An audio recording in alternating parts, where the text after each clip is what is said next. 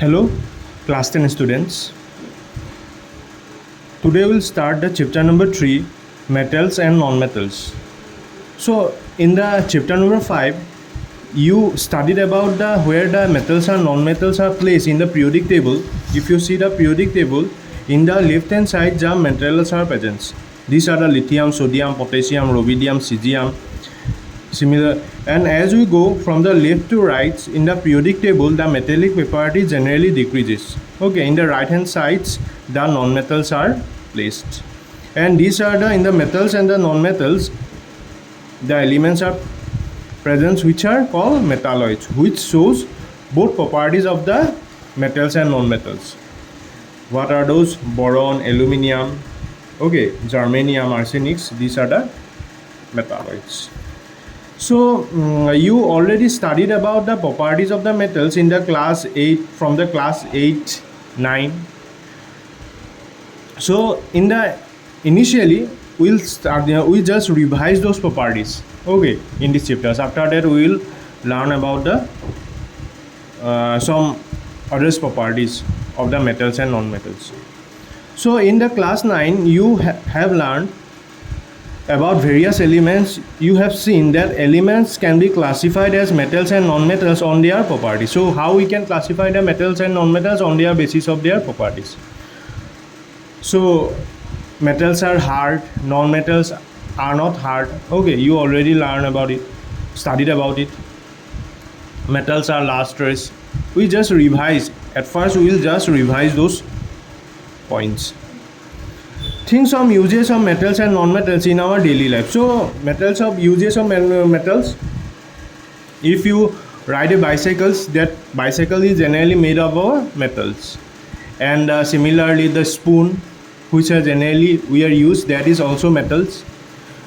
The utensils, which are made up by the metals, and the non-metals are carbon dioxide, oxygens. Those are the non-metals.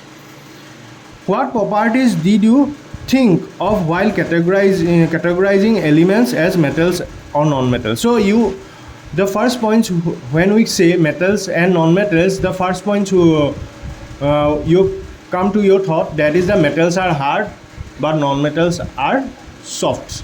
Okay, but some of the exception in the case of the sodium and potassium.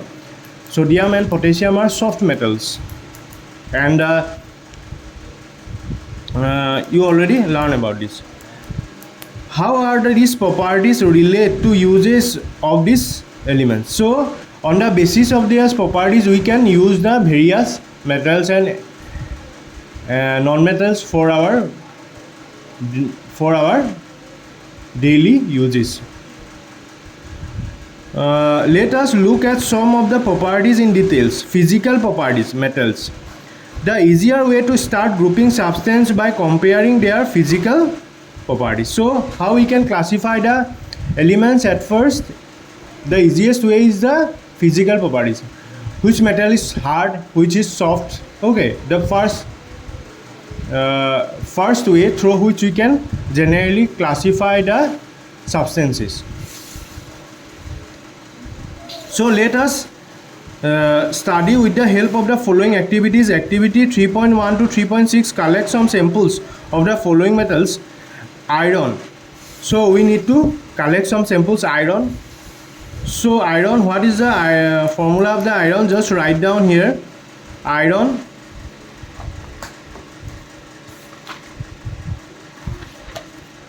has the formula. What is the formula of iron? That is the Fe.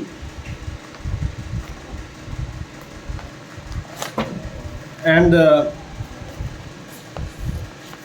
you just remember the formula. Iron has the formula F, capital F, small e. Similarly, copper has the formula Cu. Aluminium has the formula Al. Magnesium has the formula Mg. And sodium Sodium has the formula Na. Lead has the formula Pb. Zinc has the formula Zn. Okay, just pause the video and write down this formula in your book or copy. So activity 3.1, take some samples of iron, copper, aluminum and magnesium. Note the appearance of each sample. Clean the surface of each samples by rubbing them with a sandpaper and note their appearance again.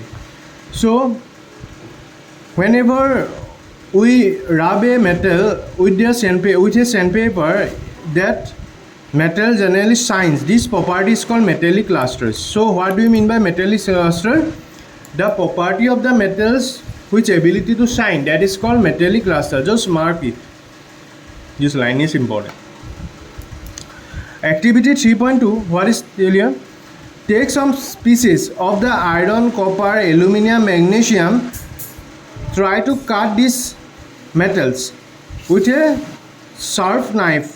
Note your observation. So if you try to cut these metals one by one, iron, copper, aluminum or magnesium, those metals are, we cannot cut those metals because these metals are what? Hard. Okay. But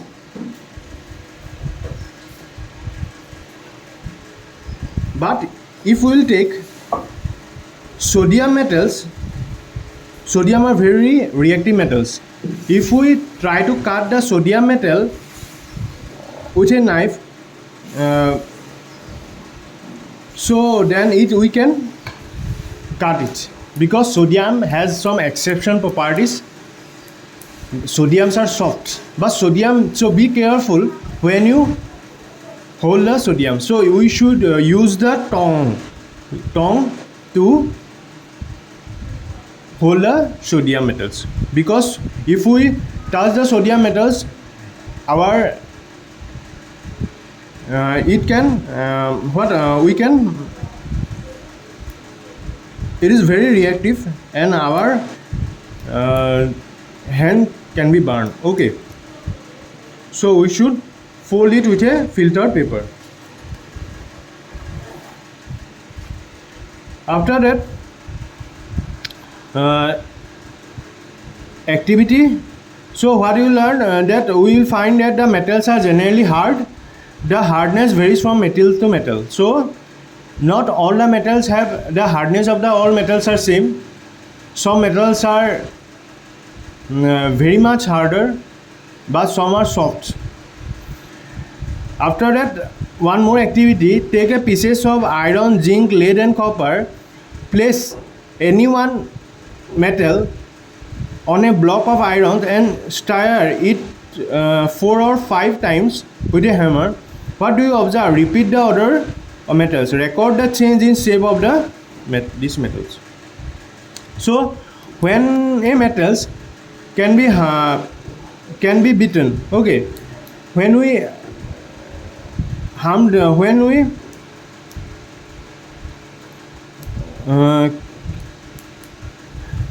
when a metal can be beaten into thin sheets, these metals can be, when we repeatedly harmed any iron objects, it can convert into the thin sheets. For example, in our fan, okay, in the fan, those are in the fan, those what is called, that is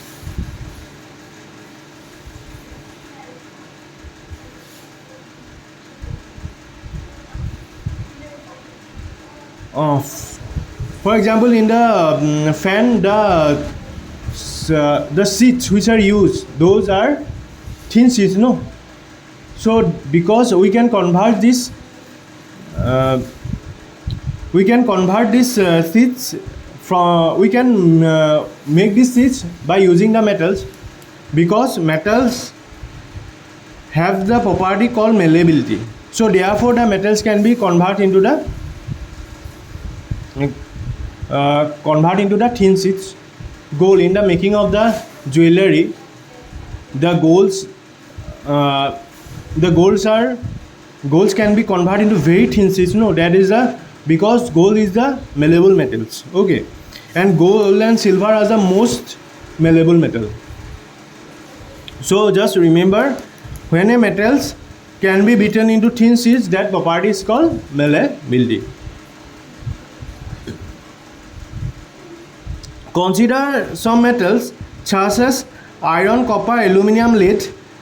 Which of these metals are also available in the form of the wires? So whenever the wires which are generally used in our home, that is made up of copper, or that is the generally made up of copper or aluminum. Okay. Most of the house, the copper wires are used because it is good and less expensive. But gold is also very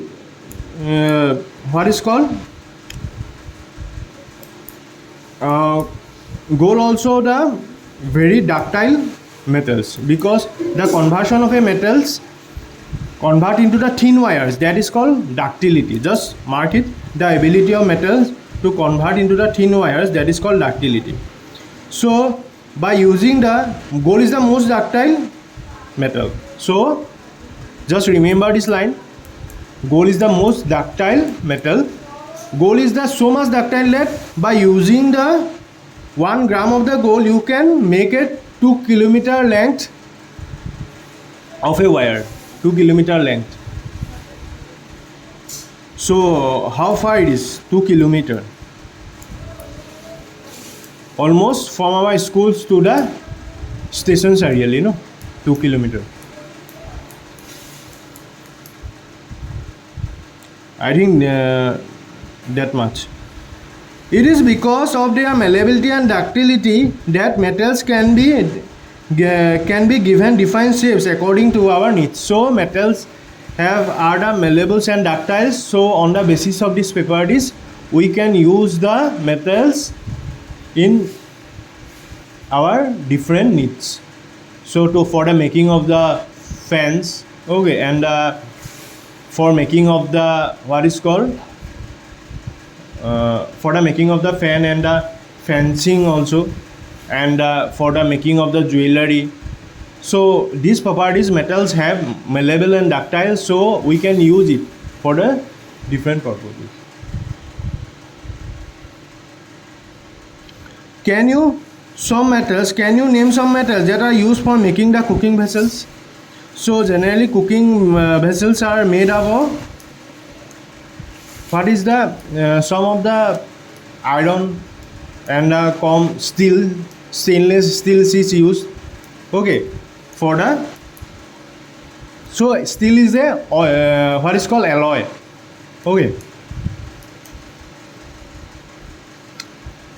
it is made by the combination of the two different metals. Do you know why metals are used for making vessels? Let us do the following activity to find the answers. So why metals are used for making the cooking vessels? So just why? Because metals are good conductor of heat. Just do here one activity is given here, figure 3.1.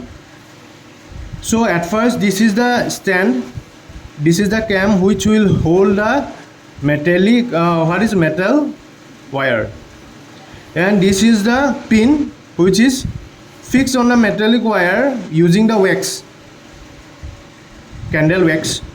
So if we burn this metallic wire in the one end, after some time this pin will be fall down. Why? Because this metal wire is a good conductor of heat. The heat will flow through this metal wire from this end to this end, and the wax will be melt down and the pin will be fall down. So due to the properties of the metals are good conductor of heat, this metallic wire can flow the heat. The above activity shows that metals are good conductor of heat and have a high melting point. So metals have the high melting point so therefore this metals is not melt down because it has high melting point. No. The best conductor of heat are silver and the copper. Just mark down what is the metals are the best conductor of heat. Silver and copper. Lead and mercury are comparatively poor conductor of heat. So also mark it. These are the exception. So in the starting of this topic, what is the question asked, that why we make the metals, we use the metals for making the cooking vessels, because metals are good conductor of heat and it has high melting point, for which if we continuously burning down the metals, cooking vessels, it cannot be melt down.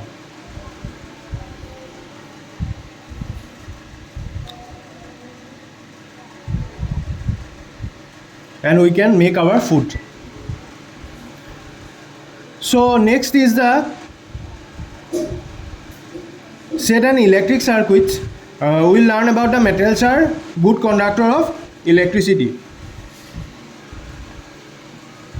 So set an electric circuit as shown in figure 3.2.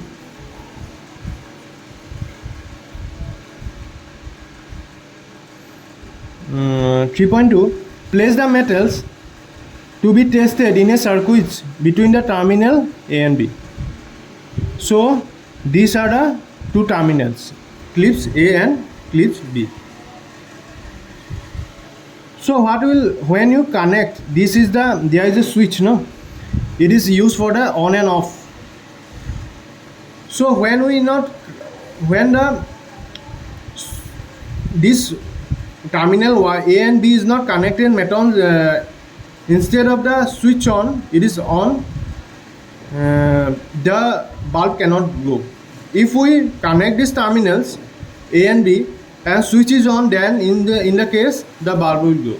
If the switch is off but these clips are connected, then the bulb will not glow. Setup and circuits as shown in the figure 3.2. Place the metal to be tested of the circuits between terminal A and B as shown. Does the bulb glow? What does this indicates? You must have seen that the wires that carry current in your homes have coating of polyvinyl chloride. So the wires which are generally, we already studied about that metals are good conductor of electricity. Okay. So here in the wires you generally see that there is a plastic coating there, in the above of the every wire there is a plastic coating. That plastic is made by the PVC, polyvinyl chlorides. So why this? We already know that plastics are insulators. Why it is used? So that any electric shock, we cannot get any electric shock. So there in every wire there is a plastic covering is there. But in the plastic, within that plastic cover, the important thing that is which carry the electric current, the metal is placed there within that plastic cover. So just remember what type of plastic is used to making the electrical wire, that is the PVC, polyvinyl chlorides. What happens when metal strikes hard surfaces? So whenever you already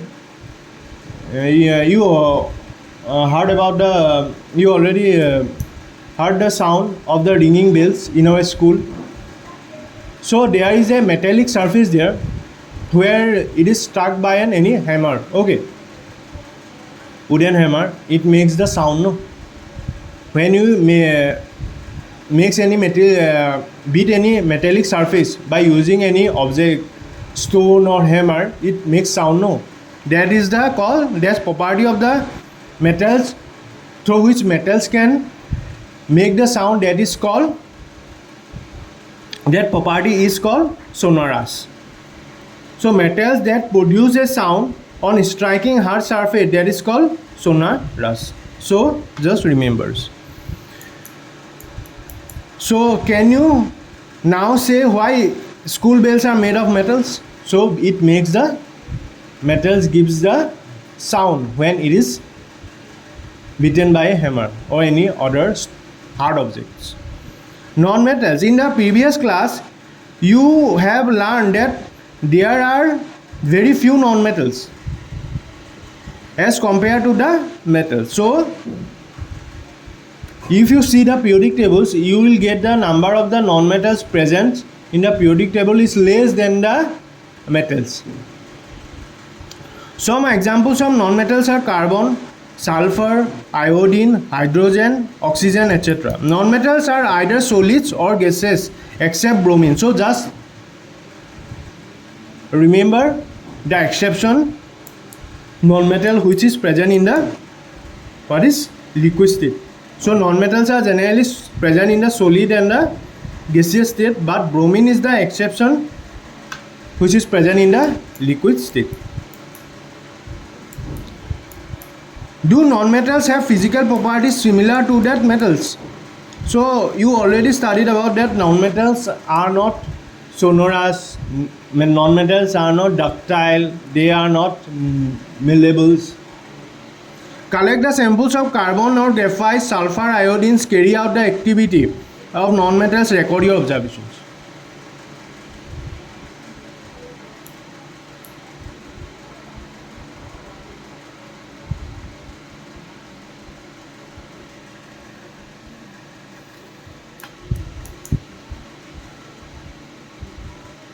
So you need to fill up this table. So here you need to write down the, for example, I just give a example elements complies the observation regarding the metals and all. So you just write down one elements, for example iron here. So iron has the symbol Fe.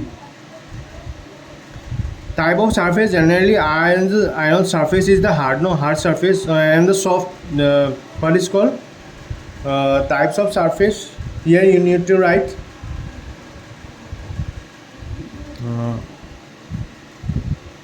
hard surface, and the hardness, it is hard. Malleable, yes, it is, yes, malleability, malleable. Ductility, iron is ductile.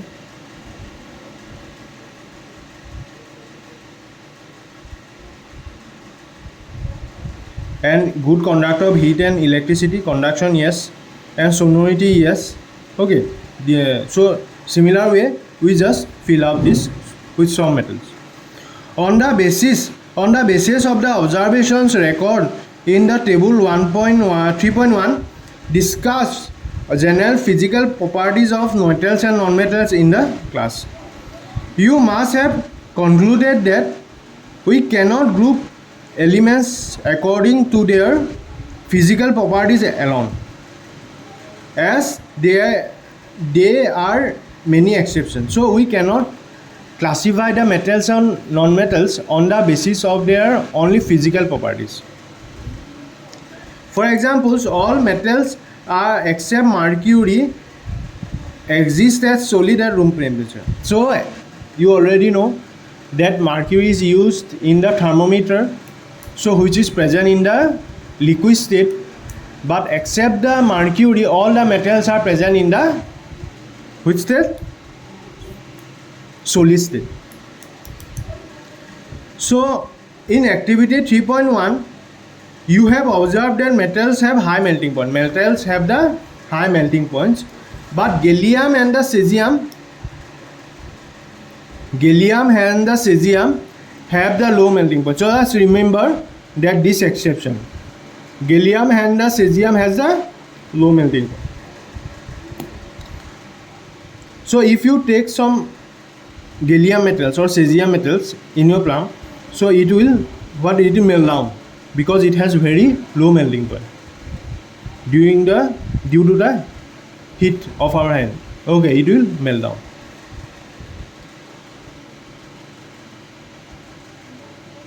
Iodine is a non-metal, but it is lustrous. So iodine is a non-metal, but it is lustrous. Just remember this exception. So which non-metal is the lustrous? This type of MCQ maybe come. Carbon is a non-metal that can exist in the defined form. So carbon can be exist in the defined form. So in the carbon dioxide, we know the carbon is present. Similarly, in the glucose, carbon is present. And the diamond is also made by the carbon. So each form is called allotrope. So carbon, by using the non-metal like carbon, we can make defined substances. That is called allotrope of the carbon. So allotrope means, what do you mean by allotrope? Allotrope means by using one element we can make the defined substances. That is called allotrope of that element. For example, each form of is called an allotrope. So diamond is made up of the carbon. Okay, in the diamond the carbon is present in the hexagonal form. So it is the allotrope of carbon. Similarly, coal, you already know that diamond, where we can find the diamond, that is the coal. Okay, within the coal, within the what is coal, we get the diamond. So diamond is made of the carbon, which is non-metals, but diamond is the hardest substance we know. So in the universe, the diamond is the hardest substance. But what do we study? That non-metals are not hard, they are soft. But the hardest substance of the world is made by the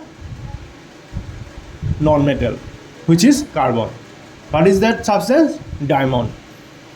Graphite, another allotrope of carbon, is a conduction of electricity. So we already know that non-metals are poor conductor of heat and electricity, but graphite is a made up of carbon, which is a good conductor of electricity. So if the question will ask, write down the some allotrope of the carbons, what will write? Coal, diamond, carbon dioxide. These are the allotrope of carbon. Glucose. Alkali metals. Generally, alkali metals are present in the group number 1. Just remember, in the periodic table, the group number 1 elements are known as alkali metals. Sodium, potassium. If you see the group number 1, these elements are present. Sodium, potassium, and the lithium are soft. That they can be cut with a knife. So alkali metals are hard in nature. We already studied about it. But these metals are exception. They are soft in nature. They have low densities and low melting points. Just do this question. Given one example that metal is present in the liquid state at room temperature. What is the metals? At the room temperature in liquid state, that is the mercury. Mercury. What is the formula? Mercury Hg. Metals that can be easily cut with a knife, that is the sodium Na. Base conductor of heat. Which metal is the base conductor of heat? You already now know about that. Silver and copper. Silver. What is the formula of silver? Just remember this formula, Ag. And copper. Copper has the formula Cu. Poor conductor of heat, mercury. We already studied about it. Poor conductor of heat, lead and mercury. Lead, Pb, and mercury.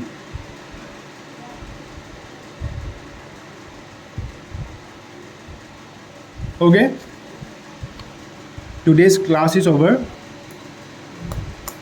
I will give the notes.